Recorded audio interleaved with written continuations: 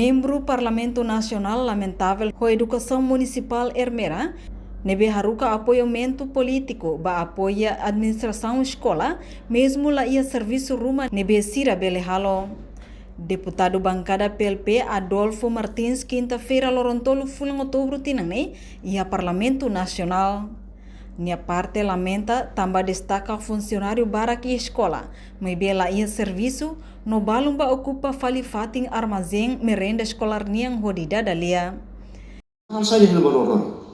Esse tur fatin lá é usa tan armazém, nebe magtao be merenda escolar ne, parceira tur para tu bel conta história de tenaba. E foi lor tolo right filha ler mai, fula masimosa, e não mais que tem problema. Quando era o momento e fula ir bacoto ministra Finanças até yang kata kusma Ministério do reduz funcionário sino também na célula tona e funcionário baru que assina o contrato ia dele né depois destaca o município bahaya não vamos lá hal tidak agora apoiamento político será ia educação né e quando será tudo fatil lá será destaca o Ministério da Educação o Educação Municipal destaca harus kita será baru di sekolah será então bahaya não professor será tete Amihane menos professor, terus harus professor ser mai para tu belar orang Indonesia.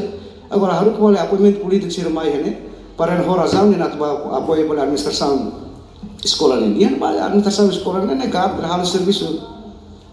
Tahu né maka senhor ministro senhor secretário de Estado a favor atau do governo para tu belar tomar decisão harus ser.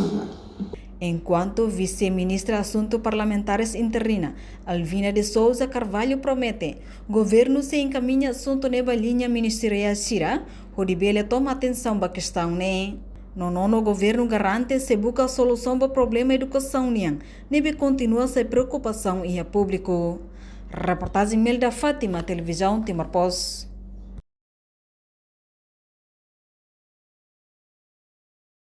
Janela informação ba emogoto. Atua tem informação atual dia clio. Kita haluha. Haneham botão subscribe, like.